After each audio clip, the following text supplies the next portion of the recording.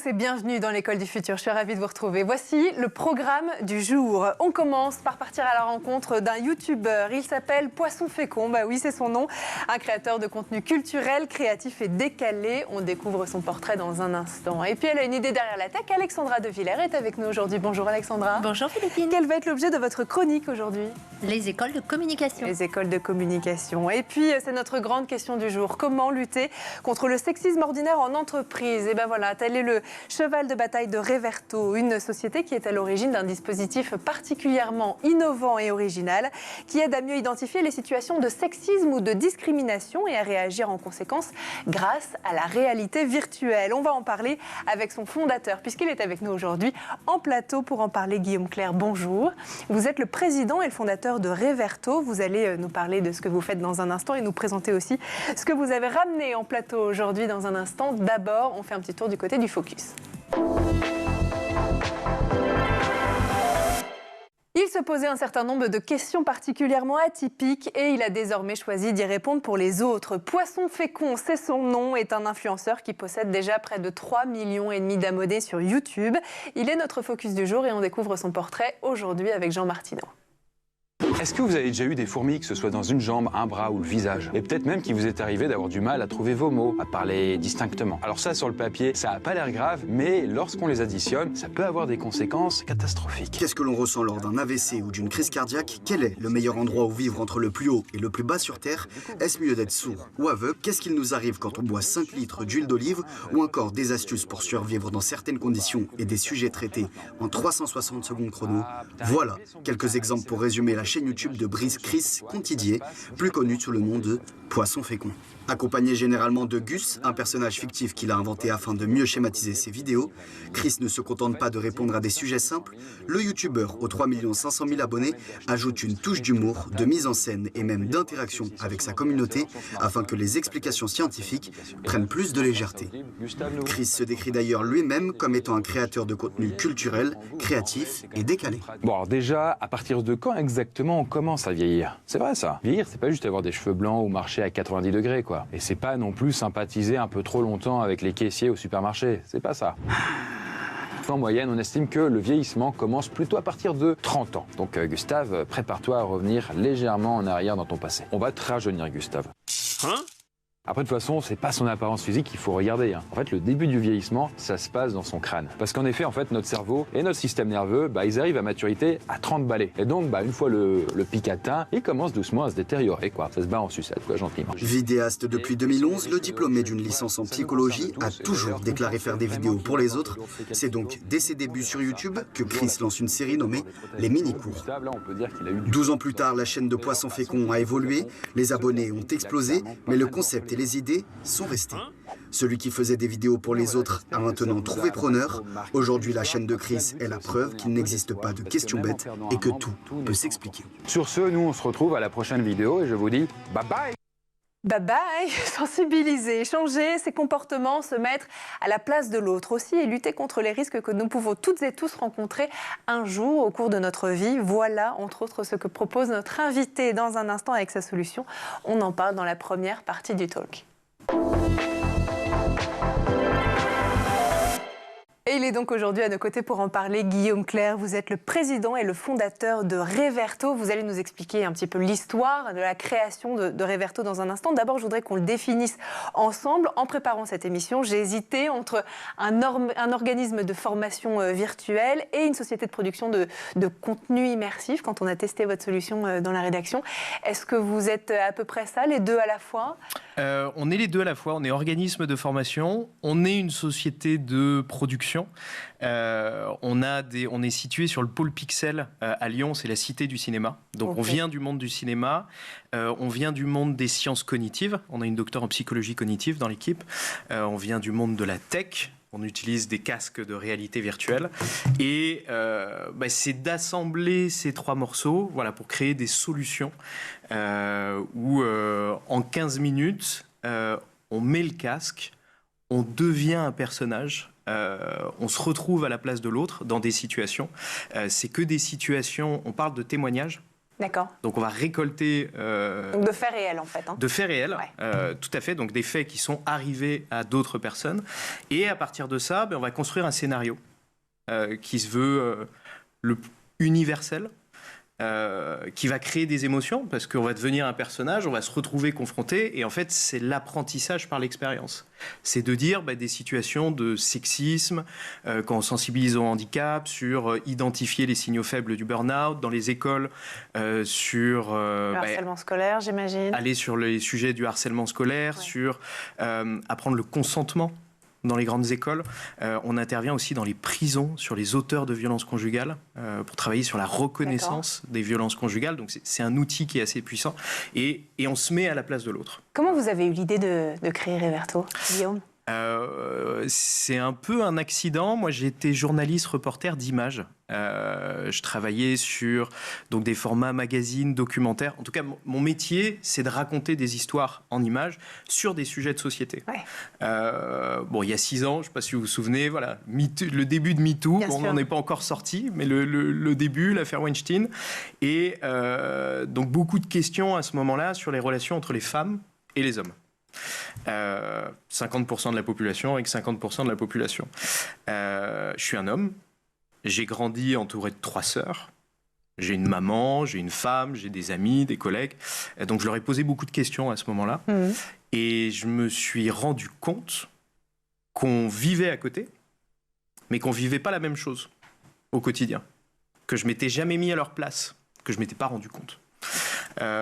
Et donc l'idée, et en même temps je découvrais donc cet outil où on peut, on rentre dans l'écran un peu, parce que quand on le met, donc on le met et on devient un personnage de l'histoire. Oui, on se met à la place de quelqu'un d'autre, c'est ça. On se met à la place de quelqu'un d'autre. Je me dis, c'est un outil qui est formidable pour raconter ça, pour se mettre à la place de quelqu'un d'autre.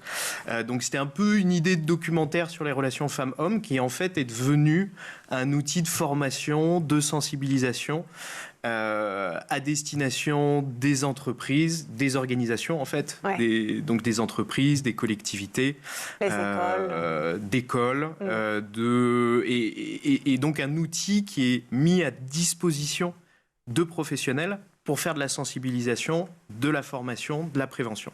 Avec une solution comme la vôtre, Guillaume, se crée l'effet Proteus. Alors, je ne savais absolument pas ce que c'est. C'est un phénomène par lequel on modifie en fait nos comportements en fonction du personnage qu'on incarne dans un environnement virtuel. Incarner quelqu'un d'autre, ça nous permet réellement de changer nos comportements. C'est en tout cas la promesse de Réverto. Y a plusieurs choses. Déjà, oui, incarner... il y a une réflexion tout de suite qui s'enclenche et ce qui est sûr, c'est il y a eu tout un tas d'études. Voilà, quand vous incarnez un personnage, ses caractéristiques deviennent vôtres un peu. Donc, si vous incarnez Einstein, vous allez être un peu meilleur en maths. Même si vous avez l'impression. C'est ça un peu la base de l'effet. Et ensuite, c'est aussi une perspective inédite. Parce que chacun, on voit le monde de nos propres œillères. On fait l'expérience du monde dans lequel on vit de nos propres œillères. Et ce qu'on appelle l'empathie cognitive, c'est se mettre à la place de l'autre pour comprendre ce qu'il vit, ce qu'il ressent. C'est la base de l'empathie. Pour cela, il faut une capacité de concentration, être motivé pour le faire, la capacité de se mettre à la place de l'autre. Et dans le monde dans lequel on vit, qui va de plus en plus vite, qui est dans une crise permanente, voilà, on court après le temps, on perd un peu ces réflexes aussi ou ces aptitudes. Et donc là, donc c'est un peu, en fait, c'est ce qu'on fait avec du théâtre, par exemple, de la mise en situation. C'est de la mise en situation, mais là, vous n'avez pas besoin de vous projeter, vous mettez le casque, vous mettez à la place de l'autre. Effectivement. Et moi, on l'a testé, on a été plusieurs à le tester dans la rédaction en préparant cette interview. Ce que j'ai trouvé aussi, j'ai testé les sujets de consentement, justement, d'harcèlement sexuel et discrimination, absolument passionnant. La réalité virtuelle, ce que j'ai ressenti en tout cas, c'est que ça permet aussi la mémorisation des émotions, des sentiments, des réactions qu'on ressent là et que je pourrais ressentir dans le métro, chez moi, dans la rue. C'est ça aussi, ce jeu sur les émotions qui fait qu'on les retient et donc, à terme, terme, on sait réagir si une situation similaire à laquelle vous nous formez apparaît? Tout à fait. Les émotions, ça permet d'ancrer. C'est vrai qu'il y a plusieurs formes d'apprentissage. Par exemple, on va répéter, la répétition. Il y a aussi les émotions, alors qui est à manier avec... Parcimonie, j'imagine. En tout cas, avec un certain toucher, de faire attention. Bien sûr. Où est-ce qu'on met le curseur? Mais vous vous souvenez, par exemple, ce que vous faisiez exactement lors du 11 septembre 2001. Tous les moments un peu clés de votre vie où il y a eu des émotions fortes, vous en souvenez. Et donc, l'émotion permet d'ancrer. Et on va s'appuyer là-dessus.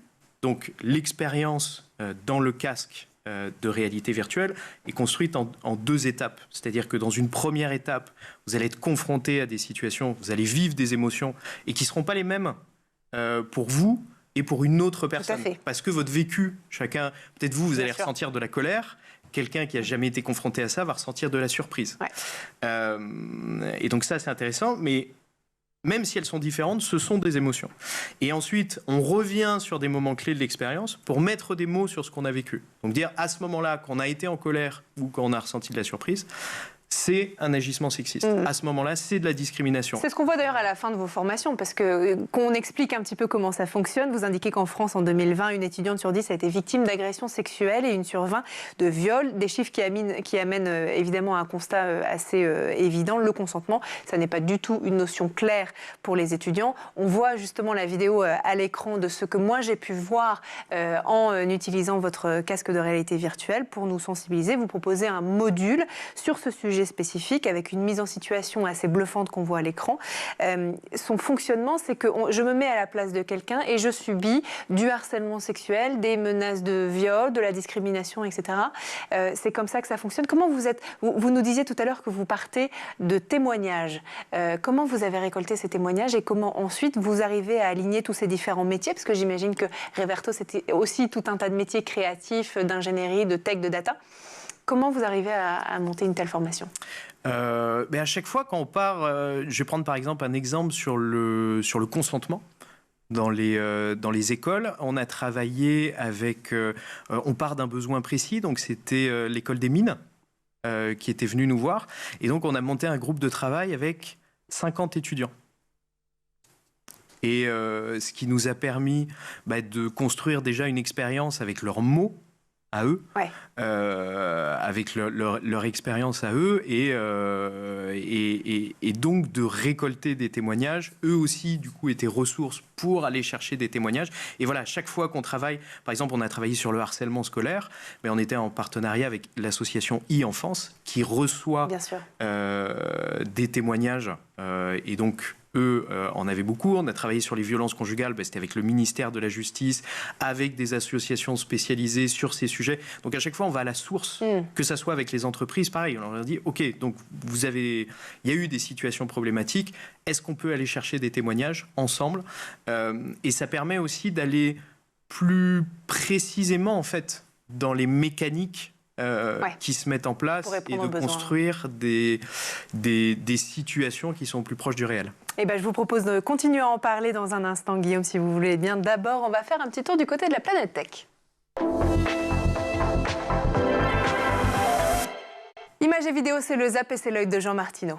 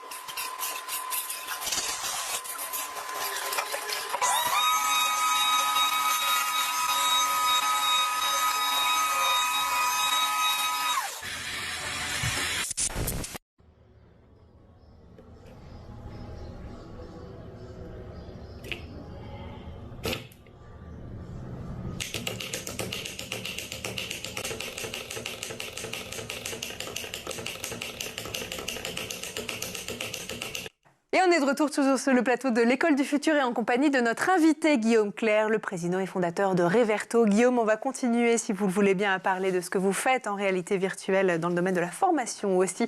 Dans un instant, d'abord, on va faire un petit tour du côté de la chronique d'Alexandra De Villers qui a une idée derrière la tech. Vous allez nous parler aujourd'hui, Alexandra, des études de communication. Oui, exactement, Philippine. Je ne sais pas si vous savez, mais les études de communication ont vraiment la cote auprès des étudiants. Apparemment. Elles nécessitent de nombreuses compétences, notamment organisationnelles, souvent créatives et relationnelles. Alors, vers quoi on se dirige, Alexandra, quand on est un lycéen et qu'on veut faire des études de communication? Alors, il y a plusieurs possibilités, mais si on a envie d'être opérationnel en 2 ou 3 ans, eh bien, on a le BTS et le BUT. Du côté du BUT, c'est une formation qui dure 3 ans, qui se passe dans le système universitaire et qui est assez professionnalisante. Il y a plusieurs options si on veut faire de l'infocom, ça s'appelle comme ça, infocom. Vous avez le BUT communication organisationnelle, vous avez métier du livre ou publicité. Il faut savoir que c'est assez sélectif comme formation. Évidemment, c'est public, c'est gratuit, c'est une formation de très belle qualité. Elle présente donc des taux d'accès assez bas sur Parcoursup. Ensuite, si vous voulez faire un BTS, c'est 2 ans, on est dans un autre système. On va plutôt être dans un lycée. Donc voilà, il faut avoir été très à l'aise au lycée parce que ça continue un petit peu sur le même principe. Alors en information communication, plutôt en communication, vous avez le BTS communication classique, le BTS communication visuelle, où là on va être dans vraiment le faire, ça doit vous parler, et puis le BTS design de communication, espace et volume. Là, les taux d'accès sont variables. Si on a envie d'un BTS plutôt public, eh bien, évidemment, les taux d'accès vont être bas parce qu'encore une fois, c'est gratuit. Mais on peut, on va dire, se tourner vers des écoles privées où on a plus de chances de rentrer. Est-ce qu'on peut aussi faire des études de communication à l'université, Alexandra? Oui, tout à fait. Il existe une très belle licence qui s'appelle la licence information et communication. Il y en a environ une 40aine en France. Vraiment, on y apprend énormément de choses. C'est passionnant. Alors, il y a plusieurs choses. Vous avez les licences information et communication classiques et des universités qui ont vraiment cherché à spécialiser leur parcours. Par exemple, vous avez parcours média, parcours informatique, donc un peu plus, on va dire, dans le codage, etc. Ouais. Et puis parcours art du spectacle et bien d'autres, mais on ne va pas parler de tout, on n'a pas le temps. Les taux d'accès sont aussi très bas. C'est vraiment des licences qui attirent beaucoup d'étudiants. Elles sont assez sélectives. Et je vais vous donner un petit exemple concret. Si on a envie, par exemple, d'entrer dans la licence Infocom d'Assas, c'est 6% d'accès seulement. Alors ça veut dire quoi justement, 6% d'accès comme taux? Comment on explique ce taux-là? Alors 6% d'accès, c'est très simple. Ça veut dire que sur 100 candidats, 100 lycéens qui postulent sur Parcoursup, il n'y en a que 6 qui vont être pris. Donc vous voyez, c'est vraiment pas beaucoup. Effectivement, c'est une réalité. L'université est aujourd'hui très sélective. On n'y rentre pas comme ça de manière facile. Ça veut dire qu'il faut avoir un très beau dossier scolaire pour faire une licence Infocom, notamment par exemple à Assas. On est plutôt autour de 16 de moyenne. Pourquoi 6% alors, Alexandra? Alors, encore une fois, parce que ce sont des formations publiques et gratuites, donc ça attire énormément. Et puis, des formations de très bonne qualité. Et notamment, c'est un beau tremplin pour rentrer dans une école de communication absolument merveilleuse qui s'appelle le CELSA. Et ça attire beaucoup, beaucoup d'étudiants. Alors, comment on fait quand on n'a pas 16 de moyenne et qu'on veut quand même faire de la com, Alexandra? Alors, il existe des universités privées qu'on appelle les cathos. L'Université catholique de Lille, de Paris, de Toulouse, de Lyon, d'Angers. Ça, c'est quand même une belle alternative. Alors, évidemment, c'est payant, donc il faut pouvoir s'offrir ça. Ouais. C'est quand même intéressant de savoir que ça dépend du quotient familial, c'est-à-dire du revenu de référence fiscal. Donc voilà, on peut quand même s'y retrouver. Et là, les taux d'accès sont beaucoup plus élevés. Je vous donne un exemple concret. Il y a une très belle licence Infocom à Paris, à la Catho de Paris. C'est 48% d'accès. Et une chose très importante, c'est qu'elle bénéficie de labels. Donc, c'est vraiment des formations reconnues, visées par l'éducation nationale. On ne prend pas de risque. Effectivement. Est-ce qu'il existe aussi des écoles spécialisées en communication? Oui, effectivement. Si on a peur de l'université, c'est-à-dire de la liberté et de l'autonomie que ça procure, l'université, on le sait, il y a des très belles écoles de communication dans lesquelles on rentre à bac plus 0, c'est-à-dire vraiment tout de suite après le bac. Alors moi, il y en a beaucoup, mais il y en a 3 dont j'ai envie de vous parler aujourd'hui. L'ISCOM. L'ISCOM, c'est vraiment une belle école de com dans laquelle on rentre hors Parcoursup. Donc on postule pas dans Parcoursup, en dehors de Parcoursup. Ce que j'aime bien à l'ISCOM, c'est que la dernière année est en alternance, donc on peut la faire financer par l'entreprise. Et puis des spécialisations par métier. Voilà, on va par exemple partir sur de la communication visuelle, médias, etc. Et puis très créa. Il y a vraiment par exemple une option créa 360 qui est géniale quand on est plutôt artiste. Créatif. Voilà. Et il y a aussi un programme 100% d'anglais. Ça la deuxième, c'est l'EFAP, qui est la plus vieille, très connue, c'est l'école des attachés de presse. Ce que j'aime beaucoup, c'est la spécialisation par secteur. On peut, à la fin, faire de la com sur les spiritueux, la gastronomie, le sport, c'est passionnant. Et la petite dernière, qui est née il y a environ une dizaine d'années, c'est l'école W, qui propose des bachelors et des masters, et notamment spécialisée dans le sport et dans l'e-sport. Donc ça attire d'autres étudiants. Et elle a noué de très beaux partenariats, notamment avec l'EM Lyon et l'EDEC. On peut faire la 4e année du BBA de ces 2 écoles en sortant de l'école W. C'est quand même intéressant. C'est pas mal, effectivement. Alors, quel conseil pour terminer, Alexandra, vous allez donner aux lycéens qui veulent faire de la communication? Alors, moi, je leur conseille bien sûr de s'inscrire dans les formations de communication sur Parcoursup. Et puis, en parallèle, pourquoi pas, préparer les concours des écoles spécialisées dont on vient de parler. Mais attention, il ne faut pas présenter les concours trop tôt, parce que si on est pris, eh bien, les écoles vont nous demander de s'engager. Ça veut dire faire un gros chèque, et on ne pourra pas leur dire, non, j'attends les résultats de Parcoursup. Donc il faut bien gérer le calendrier. Vraie négociation. Merci beaucoup, en tout cas, Alexandra, pour cette chronique. On lance tout de suite la deuxième partie du talk. Stimuler son empathie en prenant la place de quelqu'un d'autre. On continue d'en parler avec notre invité Guillaume Clerc, président et fondateur de Reverto. Alexandra, juste après votre chronique, je voulais vous faire... Vous commenciez à échanger pendant le ZAP. Vous avez été enseignante au lycée, professeure d'économie. Faire vivre justement une expérience particulière aux élèves comme celle que Guillaume fait vivre à des salariés, j'imagine, avec Reverto. Il n'y a rien de plus efficace pour justement mémoriser, apprendre. Évidemment, bien sûr. Vous mettez des élèves dans une salle et vous leur parlez pendant 1 heure, ils n'enregistrent pas beaucoup, vous leur faites vivre l'expérience, là ils repartent, ils ont 70% d'acquis. Donc ça change tout. Je trouve ça extraordinaire. C'est une technologie aussi, Guillaume, qui permet de gagner la bataille de l'attention, comme le dit Alexandra. Tout à fait, et c'est la première. C'est la première fois, parce que jusqu'ici, toutes les technos, on a une multiplication des écrans, une multiplication des notifications.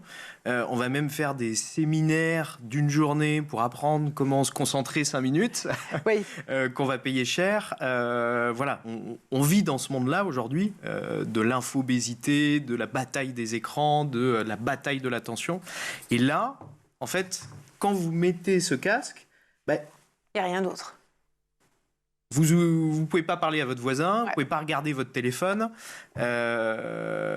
Et donc, vous êtes dedans, il n'y a que ça. Et ça, c'est vrai que c'est aussi une dimension assez formidable là-dessus. Donc, on a des taux de complétion, en fait, quand quelqu'un le fait, il est à fond dedans, comme vous dites. Et même, il oublie qu'il est dans cette salle. un peu. Ouais. Et par exemple, pour créer ça, on travaille avec du son spatialisé. C'est là où on vient du monde du cinéma. Et donc, quand quelqu'un est sur votre droite, vous l'entendez à droite, vous allez tourner la tête, il va se rapprocher, vous l'entendez en face. C'est vrai que c'est assez bluffant. Donc, Ouais. c'est ça On a qui donne l'impression qu'il est là, quoi. On parle d'un sentiment de présence en réalité virtuelle. Voilà, vous avez l'impression d'être dans cette réalité-là. Et c'est ça qui crée la force de l'expérience. Et puis c'est en 360. C'est vrai que quand on teste, Alexandra, je vous ferai tester tout à l'heure, on se tourne et puis en fait tout l'environnement bouge et l'audio y compris. La réalité virtuelle, Guillaume, c'est un média complexe, on a compris, à cheval entre des techniques du cinéma, de l'écriture et puis dans le cas de Reverto, des sciences et des ressources humaines. Quels sont les métiers auxquels vous vous associez principalement aujourd'hui ? C'est quoi? C'est des ingénieurs, c'est des gens qui, plutôt évidemment des ressources humaines, des métiers techniques de l'ingénierie audio. En interne chez Reverto, Ouais. C'est beaucoup de métiers ensemble, ça qui est très intéressant.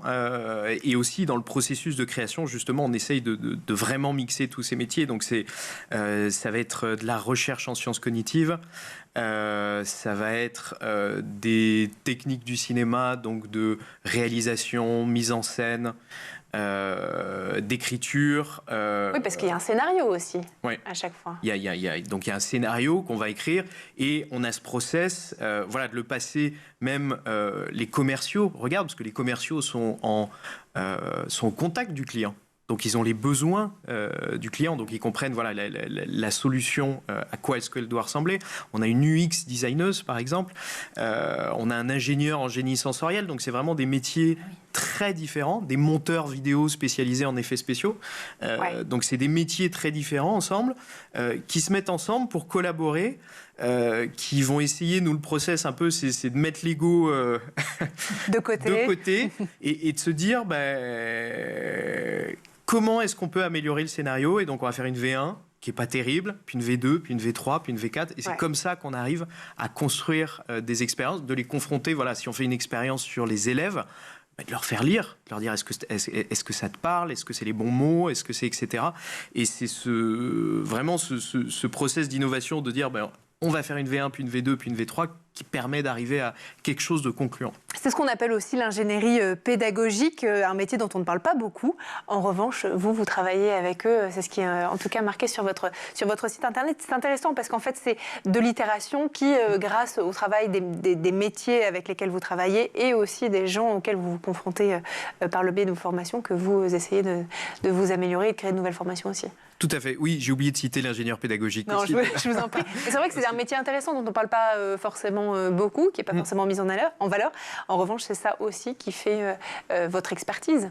La pédagogie, c'est d'abord, selon moi, et avant tout, un outil pédagogique. C'est ça qu'on essaye de mesurer aussi, justement, pour vous donner, par exemple, sur le consentement à l'école. C'est de dire, avant l'expérience, on a un quart des élèves qui savent identifier des situations d'agissement sexiste, de harcèlement, d'agression sexuelle, comment réagir en tant que témoin. Donc le bagage, des choses un peu clés, mais qui sont des connaissances, après l'expérience, et on va le mesurer ensuite 2 mois après. C'est là où on essaye d'être dans l'ancrage. On a des taux de 96%. 96-97% de rétention. En plus, avec les jeunes, parce que nous, les adultes, on a pas mal de filtres qui sont mis en place au fur des années où, quand on vit l'expérience, on essaye de se contenir un peu. Ce qui est assez magique quand on le fait avec les jeunes, que ce soit dans les écoles ou dans les écoles ou les grandes écoles, c'est eux, ils se laissent aller vraiment dans l'expérience et ils se lèvent, ils répondent, ils disent, oh, comment tu m'as parlé toi. Ils sont vraiment dedans. Et ça derrière, ce qui est riche, parce qu'on a beaucoup parlé de ce qui se passe dans le casque. Mais en fait, c'est aussi important ce qui se passe après le casque. Parce que ça se fait en groupe, de 6 à 12 personnes. On dit de mixer les groupes, qu'il y ait des hommes, des femmes, des jeunes, des moins jeunes, en entreprise, des managers, pas managers. Et c'est d'ouvrir la parole sur ces sujets qui sont compliqués à aborder. Pas facile à parler. Que ça soit dans n'importe quelle organisation, et de dire « Ah, d'accord, ok ». Donc je ne me rendais pas compte. Et pour revenir sur l'apprentissage, ah d'accord, donc j'ai vécu telle situation, ce que j'ai vécu là, ça correspond à ça et la connaissance est ancrée ensuite. Et on arrive à mettre un mot effectivement sur ce qu'ils ont vécu, chacun et chacune. La réalité virtuelle comme un vrai outil éducatif. Merci encore à vous, Guillaume Clerc, d'être venu sur le plateau de l'École du Futur. On a été ravis, je pense que c'est assez impressionnant. On va tous avoir envie de retester ou tester, dans votre cas, Alexandra, cette solution. Ça s'appelle Reverto. Merci beaucoup. Merci aussi à vous, Alexandra de Villers, je vais y arriver, d'avoir été parmi nous aujourd'hui. Merci à vous de nous avoir suivis. Et nous, on se retrouve dès demain, comme tous les jours, à 12h30 sur Scoop TV. D'ici là, passez une très bonne journée.